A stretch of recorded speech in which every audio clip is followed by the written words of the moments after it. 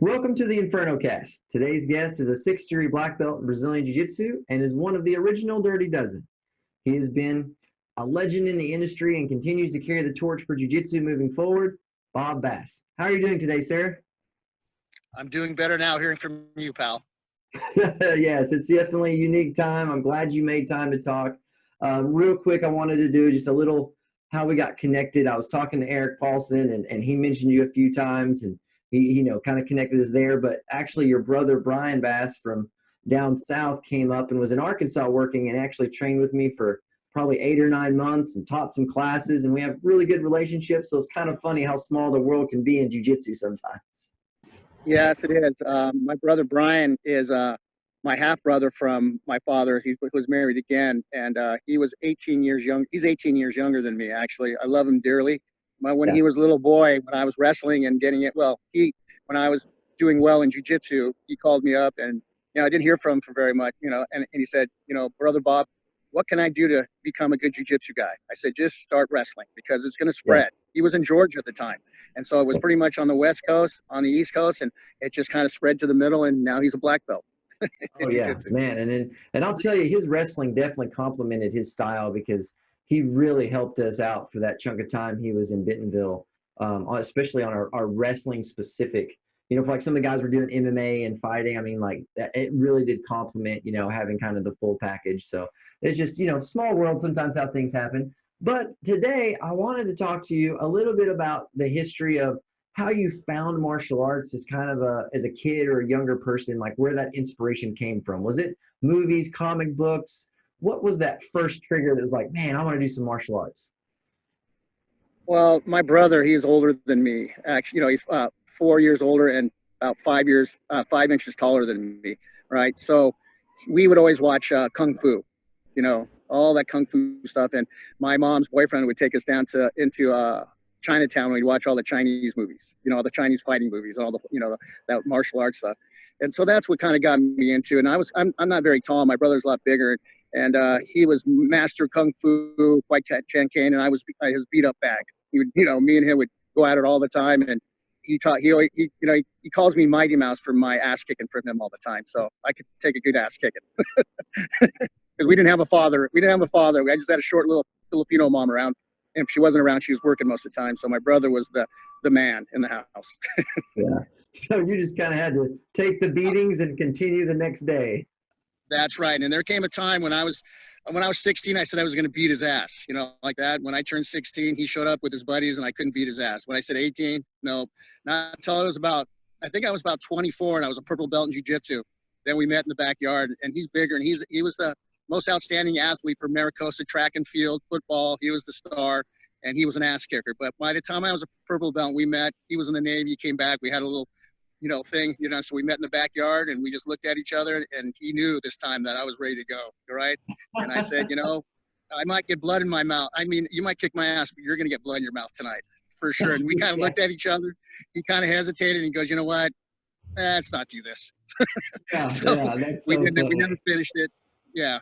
So we just went down. He just got out of the Navy. We just went over and had a beer and shook hands and kind of talked about some shit that he used to pull on me, and we're all good now. Actually, yeah, we're friends now. That's funny. It's funny how as like young males, like that's sometimes what brings us together is like that, that the combative part of it, of testing each other and pushing, and then like afterwards it's resolved and you're close and it almost kind of brings you together. It's kind of funny how that works.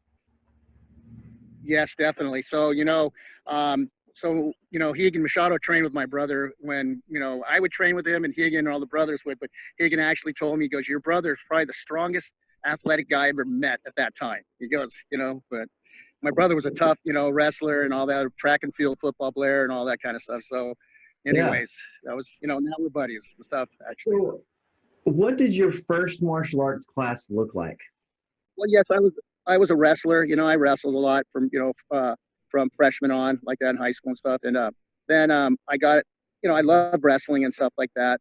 And then I took a couple of karate classes actually with this. I won't say who he was, but he was kind of a dick, and I just got tired, because I was used to competition, wrestling and fight, getting in, mixing it up. And, for all the time we were doing this karate stuff when I was younger, we were just kind of hitting the air, kicking and punching, hitting the air, and stuff. And I said to him, when can we make contact? you know, and he kind of got discouraged with that with me and then what happened is, like, this is a long time ago. So after one of the classes, he said, okay, well, me and you, let's do some contact. And I just took him to the ground, mounted his chest, and then I took him down again a couple of times again in front of his class. And then it was like, I let him go, you know what I mean? That was it. Yeah. And then I just, you know, that was my first stuff. And then I then I really loved jujitsu, actually, because I learned that when I would fight with my friends, a wrestler, my buddies, stuff, just regular guys who didn't wrestle, they'd always kind of lay on their back and face you, you know, and I didn't kind of know how to deal with that really. But my buddies who wrestled would always give up their back. You know what I mean? We'd wrestle. Yeah, they go belly down. Out. Yeah. We just go and wrestle. You know what I mean? That's what, you know, most wrestlers will know that. So, you know, my ex-wife would get mad at me because every pair of my clothes would have buttons wrong or, you know, all torn off or holes in my jeans from hanging out with my friends, you know. And so I got, you know, so when I met with the Gracies, actually, and I seen Hoist fall on his back for the first time, you know, like this, because there's a story behind it. But when I seen him turn and do this to me, it was like, oh my God, you know, and he tried to get me an arm bar. And, you know, after that, he kind of got away. And then he got me in his choke. And I was like, holy, because I could take him down, but he just fell on his back. And I loved it. That's when I really realized that this has, because they were attacking from their back, you know, and I said, yeah, that's what I need a part of my game, because I'm good at wrestling. I can take you from my back, but I can't attack anybody who's facing me like this, you know? So. Yeah. How did you get introduced to jiu-jitsu? Well, I was at a friend's house, and his buddy, Brazilian George. I don't know if you're ever Brazilian. Yeah. Just great guys, you know. And I was with my buddy, and I was a good wrestler, and my buddy opened his mouth. He goes, oh, you know, this guy wrestles, right? And Hickson, or Brazilian, goes, oh, we do jiu-jitsu. Like, you know what I mean? And I thought in my brain, oh, it's another karate guy, you know. And I was looking at Hickson, you know, and I go, that guy looks horrible. His ears, he's got cauliflower ears, you know what I mean? And then I looked at Brazilian George, he was skinny and stuff. I go, I'd probably give him a good whipping, but I don't know about that guy. You know what I mean? So they said, yeah, we do jiu-jitsu. And I said, great. And I go, what do you guys do? And he goes, well, we do it at our house. And he goes, you should come, you know, I was cocky. You guys should come train. You should come train with us one time. And, you know, you ever want to do it? I go, well, why don't we do it today? You know what I mean? So sure enough, I went down there, and there was Horian and Hickson and a couple other guys. I mean, the whole clan, I can't remember, but I would like to say that, like, Hoff was there, and Hans, they were all there. And when I came in, you know, they put a gi on me, but I wrestled, you know, and it was their place, and it's okay. I put this thing on, and then I could hear blah, blah, blah, blah, you know, Portuguese wrestler, blah, blah, blah, blah, Portuguese wrestler. You know, I kept hearing this. And so me and Hoist went at it a little bit. You know, Hoist, I shot in, and Hoist tried to get me in an arm bar, as I recall. And I picked him up halfway on my arm. I picked him up because he almost got my elbow. I didn't know. And I kind of went going to slam him. And I let him, you know, he just, you know, let go. And then, you know, Horian, those go, no, you can't slam. And then we went at it again, you know, and, you know, he got me in a choke. You know, he got crawl on me and got me a choke. I remember I was like, what the hell is this? You know, because wrestling, to me, you're like wrestlers, to me, I don't want to say it all of it, but, you know, you're kind of a cat with no claws, because wrestling is to go with the joints and jiu-jitsu is to go against the joints. Do you know what I mean? At that time. That's very insightful. That's a very clear, logical approach. It's like I really like that. That's a good point. I could put them on their backs. I could do everything, but, you know, if there's no striking involved, then, you know, if you're grappling, you just kind of stuck in one. All of a sudden, you're like, oh shit, what's this guy doing? I got him on the ground. He's not turning to his back. He's not going to his hands and knees. He's just like wrapping me up. You can't do that in wrestling. It's like, what's going on here? So after that, kind of, you know, then I think after because, you know, in jiu-jitsu, they kind of watch and see what you're doing. Then Hickson wanted to part of me, you know, and so I thought in my brain that I'm not going to the ground. I'll just try to take these guys down and get back up. And that's kind of what I recall. And then after a while, because I wasn't wrestling, I started getting tired, and I said, you know what, I've had enough. I just knew I was starting to run out of talent. I said, I've had enough, you know. And then Horian pretty much asked me what I did for a living. And I said I was a landscaper gardener. And he goes, we're going to fire our gardener and landscaper. You come train with us. And that's what kind of started with them for a while. And my first coach was Hoker, their brother, I think it was. And then I started training with Hickson and Hoist. And I got my blue belt from Hickson, as I recall. And then what happened is they started talking about the UFC, the Ultimate Challenge. They started talking about that. And Hickson, you know, this is a while back. I don't know if it was Hoist or Hickson. They said, you know, I can't train you anymore because me and my brothers are starting this Ultimate Fighting. But we have a cousin that's coming from Brazil. He's a champion all at that time. And you'll meet him. And so I met him, and it was Higan Machado. right? And me and him hit it off because he was pretty much doing a lot of competition out there in Brazil, like it was here more, you know what I mean? And he knew that takedowns were important for a competition in jiu-jitsu, and he knew I was a wrestler, right? And so he taught me some lessons, and then one day he goes, we're going to take the gi off, and let's see if you can take me down. Let's see. You know, like then I go, okay. So I think I was like 165 pounds, and he 185, 190, and I took him down a couple times, and he couldn't believe it. You know what I mean? He's like, holy shit, what's going on here? So we became good friends, and then, you know, one day he pretty much said, you know, I'm going back home to Brazil. I'm tired of being here. And me being a landscaper gardener, there was so much, you know, in the South Bay, there's all that gardeners and landscapers, but we still made money, you know? So I was out in the front yard in front of Horian's house, and he was talking, and he said he was going to probably go home soon. But he was going to say, and I said, I looked at him and I said, you know, you can look down the street, look at all these gardeners and landscapers. They're all making money. I go, just you and the Gracies have this here. I go, I don't think you should leave. I think you should try to open your own school. I really did. And he goes, well, I'm going to talk to my brothers and see what happens. I'll talk to you next week, you know? And so I was hoping to see him again, and he did. He was there the next week with a big smile on his face. And he said, you know, I talked to my brothers, and I just want to, you know, I think I'm going to open a school. You know, I think I will. So do you want to come with me? I said, of course, let's go. So after that, it was kind of, you know, Carlos Gracie Carlos Gracie Jr. Jiu-Jitsu, I think it was called. We were trying to start. So that's awesome. You know, it's like, because it's almost like it was a meeting by chance that turned into this lifelong relationship and a lifelong pursuit of doing jiu-jitsu. How long was it while you were doing the jiu-jitsu? How long was it before, like, you had that aha moment of just, you know, you're well-rounded, when you kind of quit being the wrestler and you became more of the jiu-jitsu player? Was there one of those transitions? Yeah, well, I entered, well, you know, wrestling is like, you know, you want to stay on your feet, and it's very aggressive, fast, go, go, go. You know, and I kept, you know, and I say this to wrestlers now that I've been through it, you know, you have to, you know, you just have to slow down a little bit and learn to, you know, let me get back at it, I hurt my shoulder, actually. I hurt my shoulder. And so Hegan told me, you know, you could still, or John Jack, I think, John Jack with his hands kind of, you know, different. He goes, look at my hands. I can still train. You come back and keep training. So I went and I kept training, but, you know, I had to be on my back the whole time, you know, for like a year on my back with my guard and learning from these guys.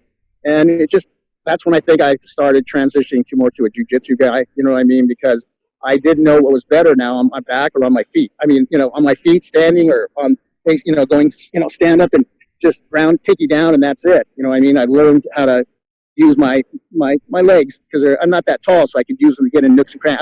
I'm not very good at triangles at all, but I'm good at other stuff. I bet if you do get somebody in a triangle, though, there's no way they're getting out. Oh, I just barely lock down. Even sometimes when I get people in triangles, Higgin, babes, because, you know, Higgin was the master. Babes, he tried to teach me this, but I got thick legs, so I just barely get around you, dude, and you're like, Jesus Christ. I feel like I'm going to pop my knee, you know, so. Yeah. So did you get to do a lot of competing in the early days? I mean, because back then it was kind of like challenge matches or go to another gym. Like, did you get to do much of that back then, or not? I did it all the time, actually. I was, you know, every school has that guy that, you know, somebody comes in and you got to be the guy, you know. And at that time, the Machados were the big shots, and everybody from Brazil would come in from, you know, and I'd be out working all my ass off all day, and then all of a sudden this guy from Brazil, champion or this, and I'm like, oh fuck.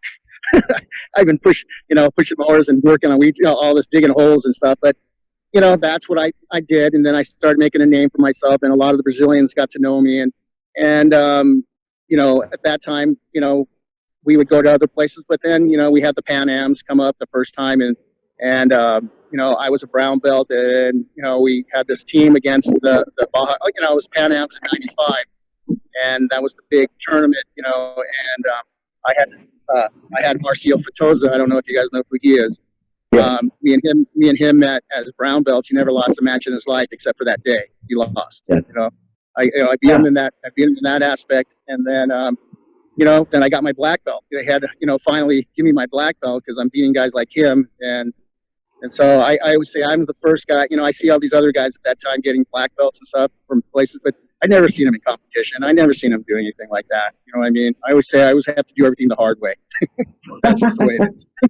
But That's hey, I how mean, God put me. sometimes that sometimes having to go that route of doing things difficult like gives you a perspective on the subject matter in just such a deeper way. I mean, because when you probably started jujitsu, it was probably a little bit more like mechanical, learn how to choke people, armbar. But I'm sure that your perspective on what jujitsu is and what it really does for your life has changed over the years. So here's a question that I would ask: what was your definition of success in like 1993 or 92 versus your definition of success now?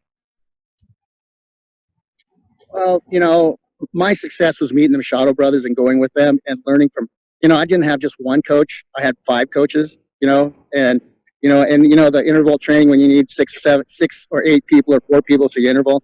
Well, there was 5 of them and then me. So I was very lucky to be in that crowd, kind of, kind of, because I felt like I was a pigeon. I felt like a pigeon flying with eagles, pigeons flying with eagles. You know what I mean? But I came to a point where I could never get them, but it came to a point I could hold my own for a while. I wouldn't tap out, and I knew I was starting to get a good defense. It wasn't all offense. So that's when I started really thinking that that's my success. I could just, keep up a little bit. And I remember he and Machado telling me, "Bob Bess, you're getting good. You remind me of a tube of toothpaste. I keep rolling and rolling and rolling at you and rolling until you have nothing, and then I get you." Because I could actually kind of keep my, if they're going 100%, yes, it was competition, but, I could hold my, I could just kind of stay away, just kind of know what they're doing and get away. And that, for that time, nobody in the world could be doing stuff like that as an American. You know what I mean? Yeah. So that's what I think that compared to now. So what do you feel like your definition of success is now that you're a little bit older with all this experience? Well, just still rolling. I kept saying I was going to stop at 50. I'm 57 now. Now I'm looking at myself at 60, and I'm getting smarter. Like you're stepping back a little bit was when I was the guy that everybody is a fight. I don't care if I'm blue belt because they want to put I'm the marker as an American. So guys from all over schools, they come at they don't go easy at me at all. I never have anybody going easy. So now that I'm 57, I tell people I have certain people I wrestle with now. Every once in a while I'll get a knucklehead who wants to tear my head off and stuff like that. We're all through that kind of stuff. But nowadays I just want to just keep training because I think it's the fountain of youth. Actually, for us, jiu-jitsu, as long as you don't hurt yourself. I know when to tap. And I have guys that I train with, but my analogy is now it's kind of like it's kind of like a guy who plays a guitar. I say, when you hear a guy that's been playing guitar for a long time, and you say, "Hey, can you play this song?" And he's like, "Let me hear it." Then he starts hearing it, and then he starts playing it, and then he starts playing it really good. You get it? Just like me, people, I'm not in it all the time watching it, that stuff, but my students will come and go, "Coach, can you show me this and that?" But they'll tell me, they'll try to talk to me about it, but I have no clue. I have to be hands-on. And so they'll show me this, and then I'll show, okay, this, you can do this or that, and this is what works better. You know what I mean? So that's how I feel, that as long as I stay healthy, I can contribute still to different positions. I like that. I like that you're still looking at it from a way of contributing and making people better. When you were coming up, I'm sure you took a lot of life lessons from wrestling that influenced you in your youth. Were there some lessons from jiu-jitsu or just like the lifestyle of Brazilian jiu-jitsu that bled over into your personal life? Yeah, for me, it's you always I had a lot of anger and stuff in me when I was younger. A lot of trying to prove myself and stuff like that, like most men do. And if you've never gotten your ass kicked or gotten to jiu-jitsu, you'll always be an asshole. Got it? You know what I mean? You just turn. So what I just think it's changed me because I'm a more softer, less easier to get angered. You know what I mean? Don't really want to fight anybody unless I have to because it's even if you win, you still get hurt. So I just try to be mellow and just be more stealth. And just kind of observe instead of being the aggressive guy. Yeah, it's almost like it gave you some different tools or coping mechanisms on handling the aggressive energy. Because I was talking to Draculino a couple of days ago, and he was talking about the same thing. Where as a young man, he was really aggressive. He's like, it was just in him, and he said that jiu-jitsu really helped give him an outlet just to slow down his response. So if something happened, it would be like you'd have a moment to recover. to think things through. Because I mean, think about how many guys come in the gym that, you know, they're looking for the bravado. They want to be the hero. They want to be a tough guy. And then you start teaching them jiu-jitsu, and then they learn that they don't have to be the tough guy. Like, they don't have to be the aggressive personality. Have you seen a lot of those transformations with some of your students or people you've trained with? Oh yes, every you know, all the time. It's kind of like taking a wild horse from the mountains and putting him in a corral and start, you know, breaking him down. You know, jumping on their back, and I'm the Bronco Buster. You know what I mean? You just always see them change. You know what I mean? You Like know, after a while, like they follow, and either they do or they don't. You know what I mean? But most of the time, they do. You know what I mean? I'm not trying to be, you know, it's a tough guy, but it's just that kind of change. You see a wild horse that has no idea. They think, you know, alligator mouth, parakeet ass, kind of. They have that until you show them, and they're like, "Holy shit! How much do you weigh? What happened?" You know what I mean? They kind of look at you funny. But on the other note, I would like you to say hello to Draculino. We met in Brazil, and he's a great guy. I miss him. He's such a tough man too, and he looks good. I watch his videos. I learned some stuff from him. And I remember I almost when they came from Brazil, because I met him in Brazil and stuff like that. We were at El Porto surfing. I think it was him, and he came up. We were in the showers, and we're friends. And he says, "Oh, you have Marcio Fatoza," and he goes, "Oh, you know his blah blah." He told me his record, and I was like, "Oh, great!" I keep hearing this. And he goes, "Bob, even if you do well, everybody's going to respect you." You know what I mean?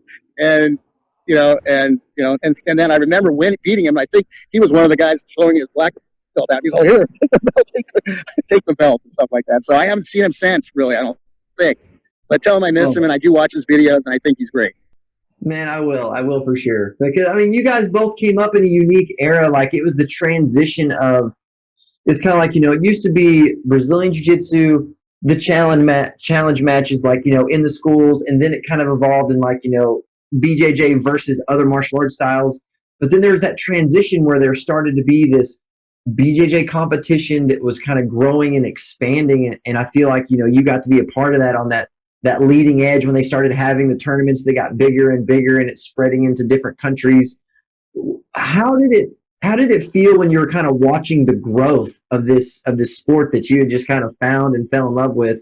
Like, were you aware of how fast it was growing, or was it just something you did every day, and then you woke up one day and you're like, man, this is really popular?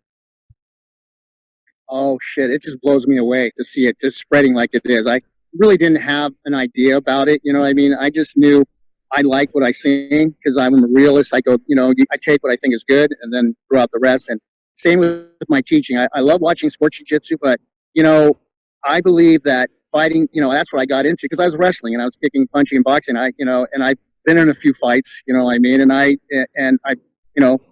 just think that it's just, I believe in it in the fighting world. So I believe in sports jiu-jitsu, but I tend not to teach that as much because I leave that for a lot of other people like that. But I try to teach the fighting side, you know, of jiu-jitsu. And like, I don't like putting my legs where somebody can bite me or things, you know, or getting upside down guard where a guy just starts grilling my face. And, you know, the first thing I'll tell you, my sister, you know, she's a year younger than me. And one of the first classes I took, I learned the front guillotine choke, you know, from wrestling, you know, sprawling, you know, because we sprawl and get around your back, but I didn't know how to guillotine choke somebody from the front because for wrestling you can't do that; it's illegal, right? So I showed that to my sister, right? I said, "Hey, Lisa, come over here. I want to show you something." I put her head down, went for a choke, and she just reached right for my nuts. She just pushed me. She goes, "That doesn't mean that shit. What are you taking that shit for?" So, you know, I learned from that. When I teach people the guillotine choke, I learn to keep them away, you know, just because they can't get between my legs and stuff. And so from that on, I learned actually. I think that there's really definitely, you know, there's a way that you bring together that sport and reality where it's like, you know, sport jiu-jitsu develops up so many attributes that where you can switch gears and put it into that realistic self-defense, you know, fight type training. But, you know, I'm sure sometimes it runs into that you can get too far on either side, you know, where like, you know, you got to have a blend and a mix. And I'm sure, like you said, as you're getting older and you play differently, so your focus now is much more on self-defense and like a fighting perspective of jiu-jitsu. And do you feel like that's a reflection of, you know, age and wisdom or like just necessity? I think it's preservation, dude. Like I said, I used to get my ass kicked from my brother all the time, for the stupidest things. He was the tyrant of the family. And, if I could bite him, I'd bite him. If I could pick something up and throw it at him, I'd throw it at him. If I could push him into a table, I would push him into a table. You know what I mean? He was the fastest kid at Maricosa. He'd do the 440, 220. And I remember one time I threw a crescent wrench at him from a little distance from him, and I just turned and burned. And by the time I looked back, he was like a block and a half and he was out of breath. I'm going to get you when you get home. You know what I mean? So that's when that kind of fighting, when there's no dad around and your mom's not there and he's bigger and you just learn. If I call it monkey fighting. I'll bite your finger. I mean, when you get into it, you tear or bite anything you can, because my dad was a Marine. He says, there's no rules in fighting, son. That's it. Yeah. You just got to survive. That's it. So this just helps me, Yeah. So what do you feel like has evolved with your philosophy about training, the physical part of it, the mental part of it, how has that changed over the last 40 years? Well, I'll put it this way. When I was younger, my body, self-preservation, my body would just save my brain. I always say, why do we have a body? Why did God give us a body? To carry our head around, right? We'd be a barnacle if not. We might as well. So when I was younger, my body could react faster than my brain could act. Really, it would just, muscle memory. But then as I'm getting older, my brain started catching up with my body. It's kind of, they're both, and that's when a man hits his physical peak. I think everything kind of works together, because you're a thinking man. You kind of think things out. Now, my body and my brain my brain sees it, but my body can't cash that check anymore. I could feel it. I could see it. I go, I should hit that thing, because I've been doing it all my life. And I'm like, no, my brain's starting to go, if I do that, then he's going to do that. Now I have time to think that how he's going to counter me. You know what I mean? I could see it in my brain before I even act. So I have to slow down, and I have to wrestle more like a big man's game now, because I'm slower and I'm getting a little weight. But I love being, small and agile and quick. And I tell people, when you're young, don't lift too many weights, because you have quick twitch muscles and you got strength muscles. And as you get older, you'll get those strength muscles and you'll lose those quick twitch muscles, right? That's why an older boxer, he has all the skills, but he loses to a younger one because he's that quicker. He just hits that spot and you get knocked out. You get it? So I believe in that 100%. So my body is slow and my brain is a lot quicker with a lot of positions and shit in it, but it can't cash that check anymore. Yeah, for sure. So, that time at the Pan Americans, that was probably, the most relevant match that you're known for. What's one of the matches over all the years that's just one of your favorites that you just really enjoyed, win or lose? Just,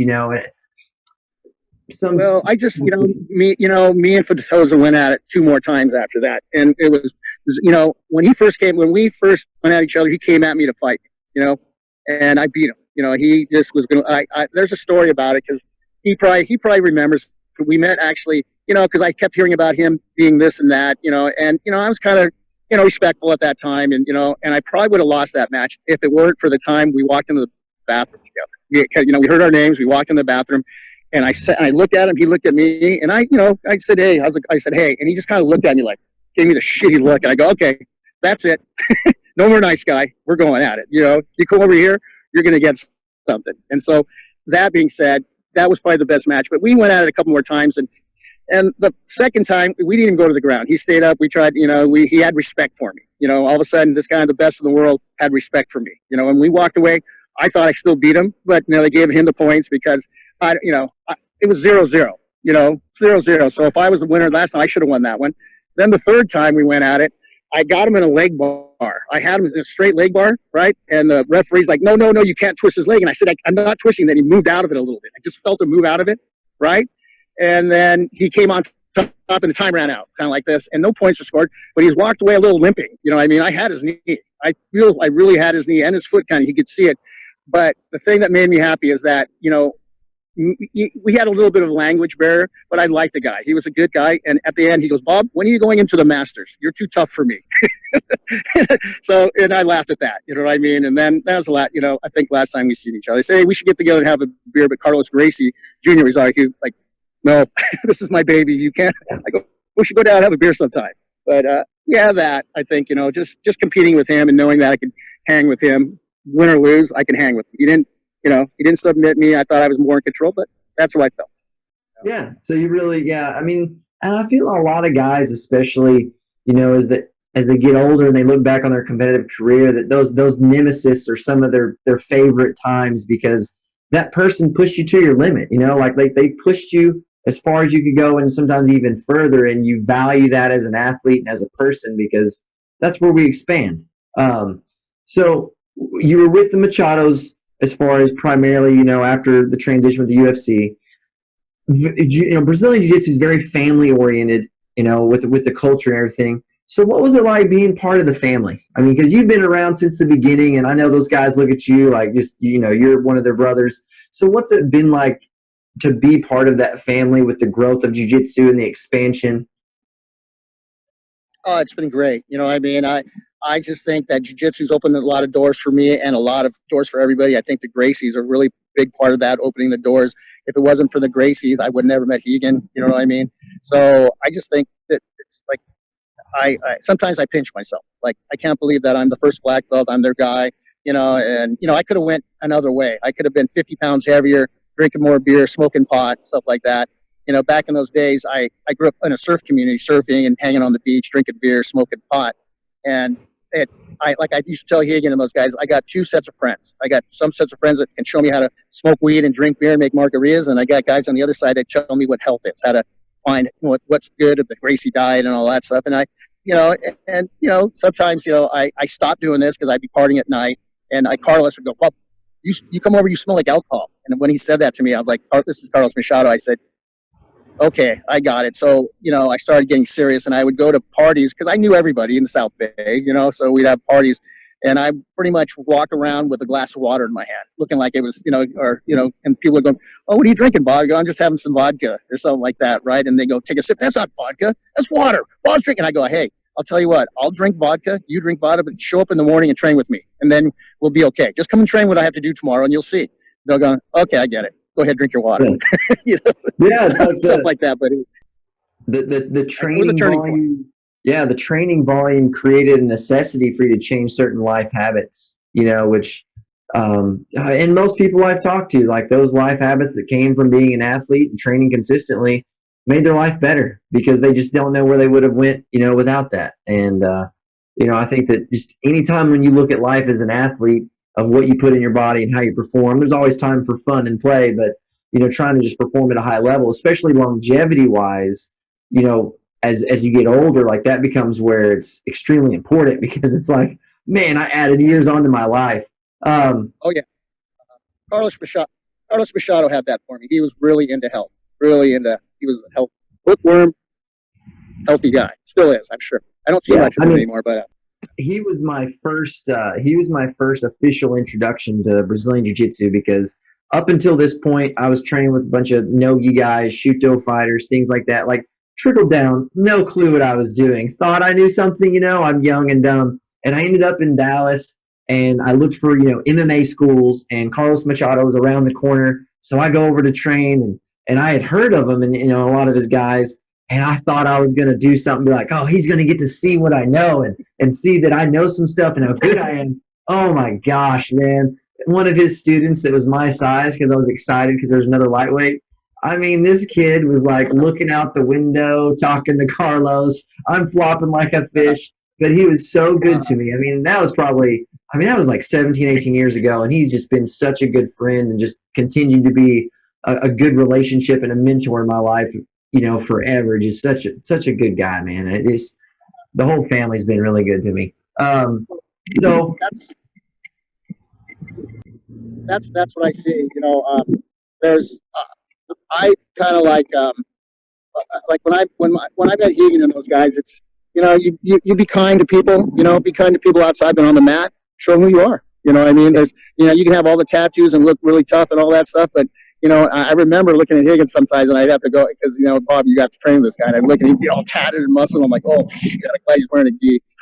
Oh shit, I don't have tattoos on my body because I thoroughly believe it's not what's on you, it's what's inside you. You know what I mean? I don't have to prove anything like that. So when I get on the mat, I start feeling how I was taught, start going at it. Then it's like a Rubik's cube, and I start feeling it, and it's like boom, boom, boom, got it. Boom, boom, boom, got you. And I was like, you know what I mean? But a lot of guys, you look at them and you go, holy shit, what am I doing out here? So do you have any? I was going to ask you, do you have any fun stories from the early days when you guys were traveling around and just doing jiu-jitsu, showing people, meeting talent? Anything fun from back in the day? Well, one of them was I really enjoyed that when I was married at the time. We did a Chuck Norris seminar. He had his black belt seminar in Las Vegas, and I got to go. And we lined up at that time. I did all the light guys, and Carlos next to me, then Johnny and John Jack, and Hayden at the very end. And we would wrestle on carpet. And I bring my wrestling shoes. Thank God I was smart enough to have my wrestling because we were on the carpet. And I would look out the window. I mean, out in line, guys would be in line, and there's like 25, 30 guys in line, and I have to wrestle all those guys, just one at a time, tap, tap, tap, tap, tap, right? And, and it was great for Chuck Norris to call me by my name. You know what I mean? He says, hey, Bobby, what's going on? And then I remember I was with my wife and we were walking through the hallway and some kid goes, hey, Mr. Bass, can I get your autograph? And I remember just looking at my wife. I go, I just started looking at, you see that? Yeah. And I have some rivalry with my brothers. And I go, I bet my brother will never do an autograph like me. Just, you know what I mean? It was new to me, and I got to see Chuck Norris and all that. So that was one of the good times right there. Actually, yeah. All the brothers, we were all together. And it's, and you take it for granted because you think we're going to be together forever. And you never think this is, when we say goodbye, it was going to be the last time they're going to move away and you don't see him anymore. And then 10 years goes by and then I start seeing everybody's hair getting gray. And, it's weird. It goes by quick too. It really does. Yeah, time passes. But that Vegas seminar, like that's one of the historical things that I've got to hear a lot of different perspectives on from people that were there. Because I've talked to a couple of friends that were there as the karate guy, like that were just like, yeah, man, it was like magic. We didn't know what to think. It was just mind blowing. And then talking to some of the guys that were there and kind of on the mat, getting to kind of roll everybody up and just good times like that. So yeah, it was something else, and I just got to do that, and meet Chuck, and it was just something actually. And then just all, we did a lot of traveling, and then I got to go with Danny Asantos a couple of times, do seminars with him, and I remember, this is a funny time. This is really good. Is that Dan? He didn't drink water. He's very old school, and I believe in water. You too. I think water's there. We're just a hairy bag of water, and we have to hydrate. So I kind of told him there's 5 different kinds of waters. You got these different kinds, and you should be drinking this kind of water. So when I see him every once in a while, he's all, hey Bob, I'm drinking water. He actually would carry water stuff. But one funny story is that we shared a hotel room together one night. And I was teaching a seminar. I was teaching some stuff, and he goes, Bob, I really enjoyed what you're showing. I really did that. But it was like in the middle of the seminar, and I go, I'll show you sometime. I'll show you, what I was doing. No problem. So the morning we woke up, it was almost time to check out. And he's like, we're not going to have time on the plane, so show me this. So we were like in between the beds, right? And we're kind of rolling. I was showing you on the ground, and this. And all of a sudden you hear that knock on the door, right? And the maid comes in, right, to clean the room. And she sees us both pop our heads up between the bed. And she's like, oh, oh. She just slams the door and runs out. And me and Danny kind of look at each other like, uh-oh. That's one of those times where you're glad that the internet was not relevant with social media. Yes, like the old guy and the young guy are struggling in between the bed. Something's going on. Yeah. So then we kind of walked out of there kind of quietly.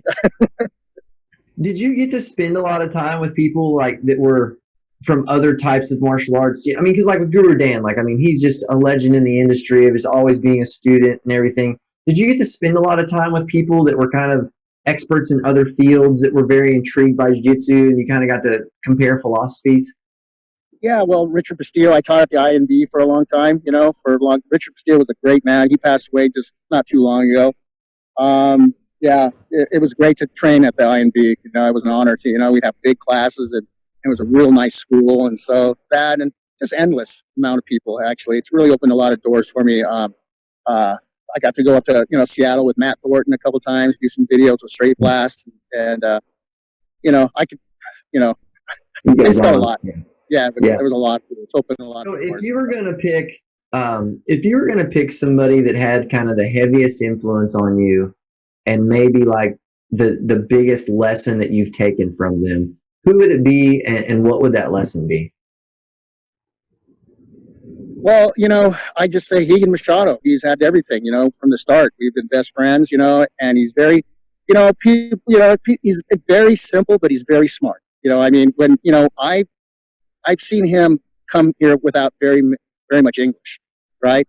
And now when I see him do interviews and talk and stuff like that, I get blown away how he talks and how he knows everybody and all that stuff. And he's just so simple, you know what I mean? But he's very smart. Yeah, and he's just kind of like like a reggae song. He just does his thing, and and he's very dangerous, and he's a very nice guy. You know what I mean? But I've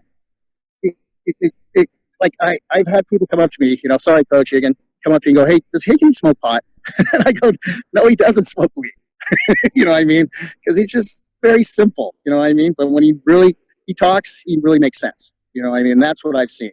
He doesn't waste his words. He just talks. And but when he's in his realm, he's a genius. So, I hope I could be half as good as him talking. You know what I mean? He just blows me away. And all the computer technology and all the stuff he knows now, because when I first met him, I remember I gave him a car to drive to go, a story. He's like, Bob, I met this guy and I need a car. And I had an extra car. I let him borrow my car. I said, well, who is the guy? Because his name is Chuck. Well, Chuck who? Chuck Norris. I go, Chuck Norris? You're going to go teach Chuck Norris? He goes, yeah, I need a car. Okay. And then, when we drive, he'd be going 40 miles an hour, on the free. I go, hey, you got to pick it up. And people are flipping us off. I go, let me drive. No, I'm going to drive. So it's just how he just is advanced himself so fast, in this world. So I look up to him a lot, We have a good time. I just seen him, hung out with him today and last night, actually. Well, I mean, those mentors and influences on our lives, it just, a lot of times, I always tell people you never know when you're somebody else's moment. And a lot of times, sometimes those mentors, they'll say something or just, you'll pick up something that, in their world, they didn't really intend for it to be profound or influence you. But for you, it was kind of like a pivot point, just gives you a new perspective or when you're ready to hear something. My last question would be, if you were going to leave somebody with a couple of steps to success in life in general, from everything you've learned from doing jiu-jitsu and just living life and being an athlete, if you were going to leave just a couple steps of success and that's all you could give them, what would they be?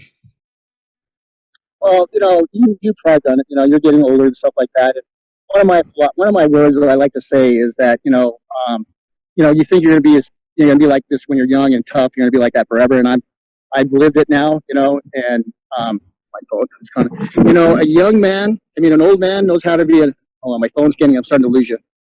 Anyways, an old man knows how to be a young man, but a young man doesn't know how to be an old man.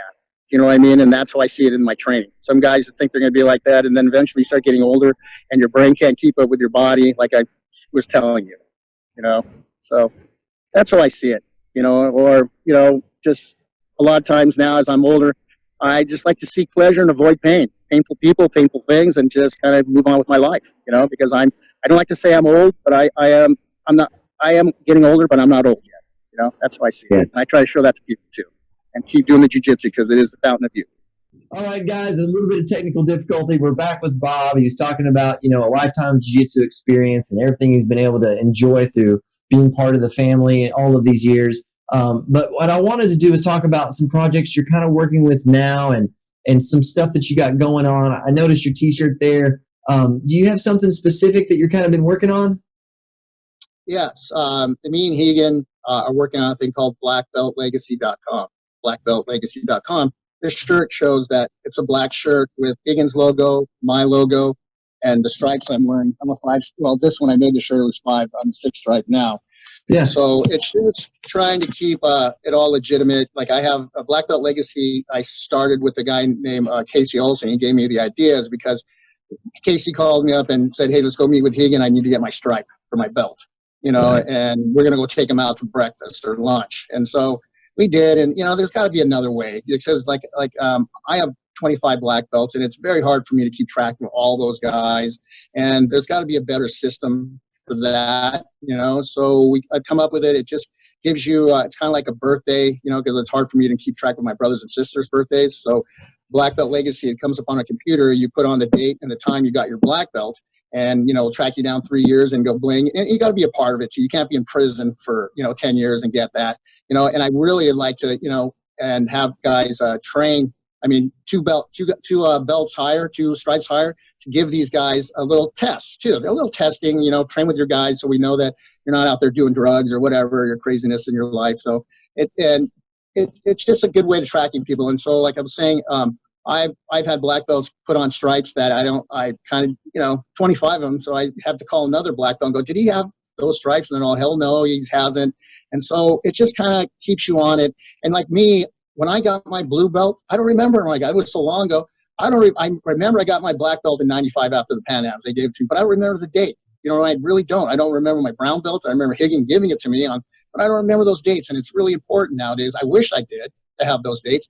So what we're doing with black belt, when you get your black belt, usually your coach will give you your black belt. So we give, you'll get that, but we can give you a commemorative belt, and then you put the date on that belt. You get it? So and then purple and blue and, purple, blue, and brown, you can do that too.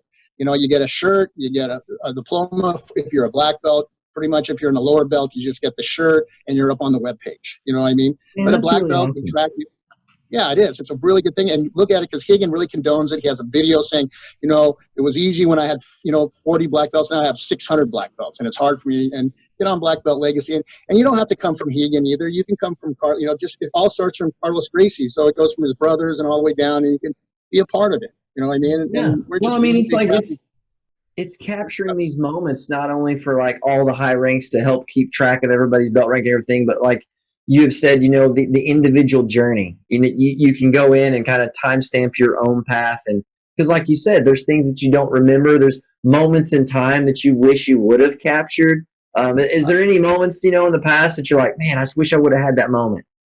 Like I said, I wish I could have took a picture with Carlos Sr. with his big smile on his face. He was 95, and this is a dude's point of view. There's some guys that are kind of, when a woman comes in the room, they turn their head and they get in trouble. We had a couple of girls in the house, and he didn't move his head, but his eyes were on him the whole time at 95. I mean, he still had that spunk, and I was like looking at him, looking at them. So it was, I could just see that he still had the fire in him, at that age. Yeah. He really did. So that was one of them. And what else I was going to say is that I forgot, lost my train of thought, but go ahead. Well, just, just moments that have happened in the past that you kind of wish you had captured a little bit better. Like when you were at the Pan Ams. I wish, they have films of it and stuff like that, but I just wish I could have, me and the Machado brothers could have took more videos when we were younger, and we were all training together at the house, or, going to other places and, being that, competing and doing it, just kind of more of a documentary, watching that, because I really miss that kind of stuff. I have to use my memory, but I like using a lot of analogies, and I tell a lot of people, how do you get through life kind of easy is, have a lot of tenacity and a bad memory. You know what I mean? It's kind of make it easier. I let my friends tell me the stories of what we did, but I wish we had it more documented. Actually. Oh yeah, for sure. So, I think that's why, things like this are important, because, you guys are so connected to, the beginning of jiu-jitsu in America, and plus just the beginning of jiu-jitsu in general. We still have contact with so many people that were there of the creation of this idea and its propagation and its spread. That this is history. We're living within history, and the more we can capture it and document it, it's really going to have value in 50 to 100 years when, somebody's going to be watching this being like, oh, there was this guy named Bob Bass, and telling, and you telling these stories because so much of it was undocumented back in the day. But I think that, your black belt website idea is a really good tracking methodology, and plus just it can enhance the experience of people getting their rank, because I know that my BJJ rank is my proudest moments in my life, amongst all the other ranks and other achievements in school and things of that nature.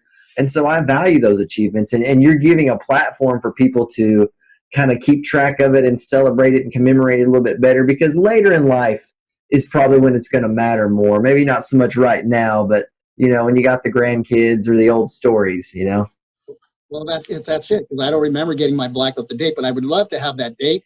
So I can say when that day comes up, I could celebrate that day. You know what I mean? Yeah. I could go, man, I got my black belt on this day, stuff like that. And it's just good to have, especially as we get older, we forget stuff like that. Yeah, so, absolutely. Well, I appreciate all the time you spent with me today. And it was just a huge honor to talk to you, and especially just to get to meet you after, talking with Brian and kind of, just connected through multiple friends and contacts. Is there anything you'd like to finish with today?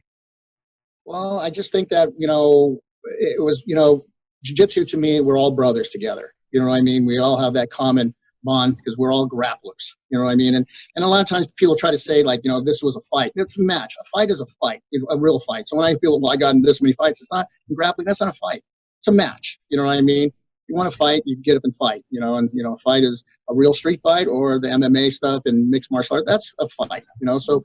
I just think that we're grapplers, and I think it's just a good way of living. I'd rather be in a jiu-jitsu gang than a biker gang. You know what I mean? So that's what's important to me. You know what I mean? Because we're good people. Most of them are good people. We get a few knuckleheads, that in this world, but most of the time it's a good thing. And I remember John Jack one time telling me, I was with him or something. And people always goes, they asked me, what do I do? What do you do for a living? He goes, I'm a teacher.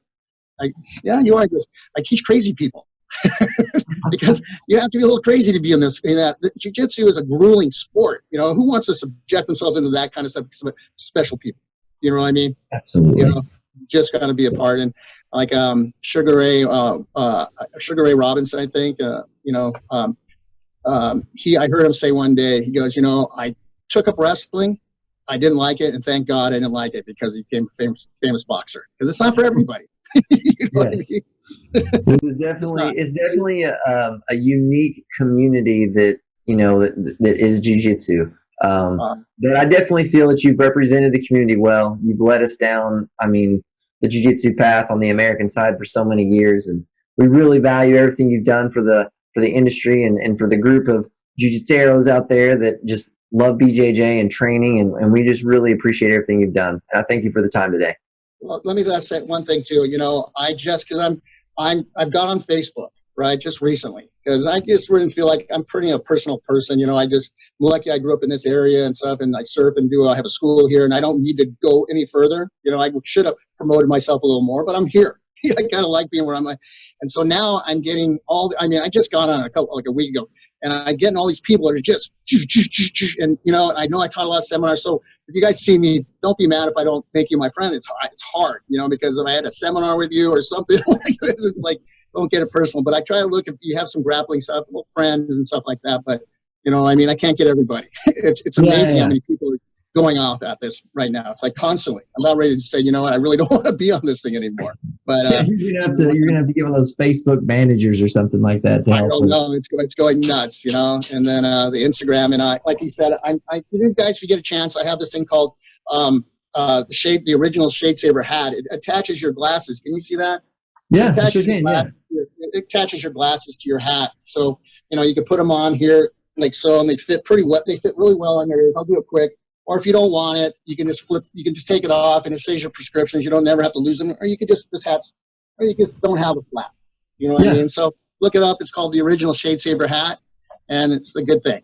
You know what I mean? That's cool. The surfing lifestyle that complements jiu-jitsu, like it makes total sense that you kind of got that you had that idea, because you're like, man, I'm always losing my glasses when I'm surfing around at the beach. So paddleboarding, and it pollutes the water. Shades, they fall in the water. They show plastic circling in the ocean. I try and do my part of something, but you don't see shades are plastic and glass. They fall on a reef that's down there, 100 feet down, and it causes pollution. Hats sink, and so my hats float, and they just save your stuff. You know what I mean? And it's just everybody do a little part for this world, and it would be a cleaner world. That's it, man. I definitely appreciate it. I hope you have a great day. Thank you for everything. Yeah, keep in touch. I'll call you later. Okay? Yes, sir. Keep in touch. Okay. Peace.